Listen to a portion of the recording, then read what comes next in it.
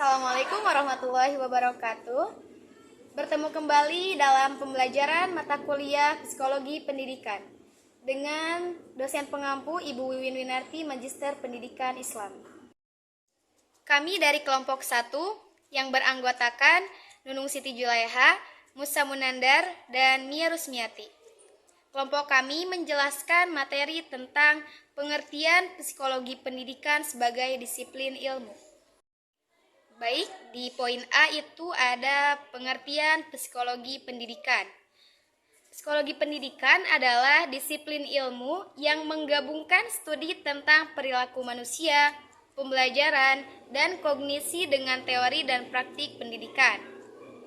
Psikologi pendidikan berusaha untuk memahami bagaimana orang belajar dan menerapkan pemahaman untuk meningkatkan proses pengajaran, pembelajaran, dan pendidikan.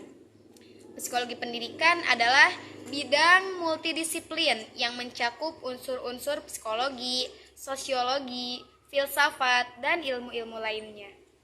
Psikologi pendidikan adalah bidang interdisipliner yang mengacu pada berbagai teori dan metode penelitian untuk memahami pembelajaran, motivasi, dan aspek pendidikan lainnya.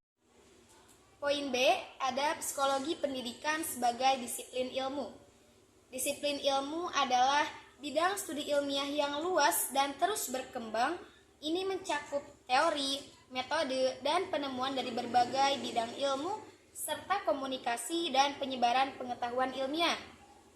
Disiplin ilmu adalah istilah luas yang mencakup bidang studi ilmiah yang beragam dan selalu berubah.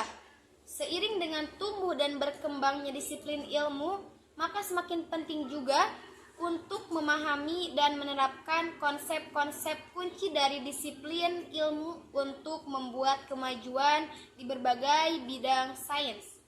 Dengan memahami dan menerapkan konsep-konsep kunci dari disiplin ilmu, para ilmuwan dapat mengeksplorasi ide-ide baru dan membuat penemuan-penemuan baru, serta mengembangkan teknologi dan penemuan-penemuan. Poin C itu teori dasar psikologi pendidikan. Yang pertama itu ada teori kognitif. Teori ini berfokus pada proses dan mekanisme yang terlibat dalam pembelajaran dan bagaimana pengetahuan diperoleh, dipertahankan, dan diterapkan. Teori ini memberikan kerangka penting untuk memahami bagaimana siswa belajar dengan memperoleh pengetahuan, dan guru menciptakan lingkungan pembelajaran yang efektif. Kedua, ada teori perilaku. Teori ini didasarkan pada konsep bahwa belajar adalah hasil dari pengkondisian dan penguatan. Teori ini menunjukkan bahwa perilaku positif dapat dikondisikan pada peserta didik untuk menghasilkan hasil yang diinginkan. Yang utama dari teori ini adalah membantu siswa untuk efektif belajar, mengelola, dan memodifikasi perilaku mereka agar berhasil di dalam kelas. Poin D, ada penerapan psikologi pendidikan. Nomor 1 itu ada instruksi kelas.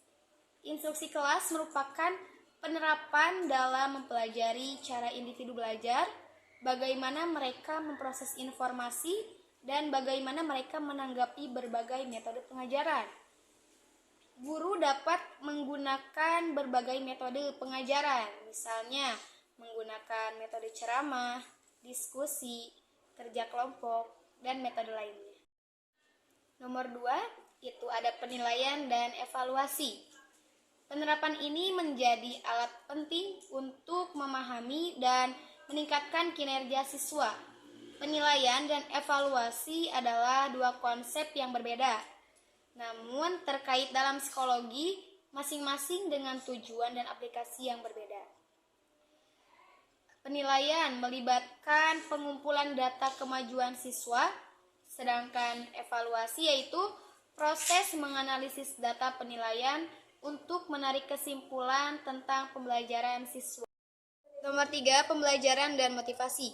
Belajar adalah faktor kunci dalam perjalanan pendidikan siswa, memberikan pemahaman tentang berbagai teori belajar, seperti teori behaviorisme, kognitivisme, dan konstruktivisme. Yang pertama ada behaviorisme, yaitu untuk menekankan pentingnya memecah tugas menjadi komponen yang lebih kecil. Yang kedua ada kognitivisme, yaitu berfokus pada pemahaman progres kognitif yang terlibat dalam pembelajaran.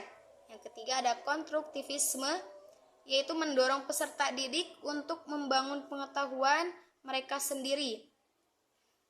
Motivasi juga memberikan pemahaman tentang berbagai teori motivasi, seperti motivasi intrinsik dan motivasi ekstrinsik. Contohnya, motivasi intrinsik itu belajar hal baru karena menganggapnya sebagai sesuatu yang menarik dari dirinya sendiri. Sedangkan motivasi ekstrinsik itu dari luar. Contohnya seperti belajar hal baru karena adanya tuntutan, karena bukan dari kemauan dirinya sendiri, tapi adanya tuntutan dari luar. Baik, kesimpulan dari materi yang telah disampaikan yaitu psikologi pendidikan adalah disiplin ilmu yang berfokus pada pemahaman faktor psikologis dan sosial yang mempengaruhi belajar dan mengajar. Tujuan psikologi pendidikan adalah untuk menerapkan pengetahuan untuk meningkatkan hasil belajar mengajar. Psikologi pendidikan juga berusaha untuk mengidentifikasi kekuatan dan kelemahan peserta didik dan untuk mengembangkan strategi yang dapat digunakan untuk membantu mereka mencapai tujuan pembelajaran mereka dengan lebih baik. Alhamdulillahirrabbilalamin, materi dari kelompok kami telah tersampaikan. Cukup sekian dan terima kasih. Wassalamualaikum warahmatullahi wabarakatuh.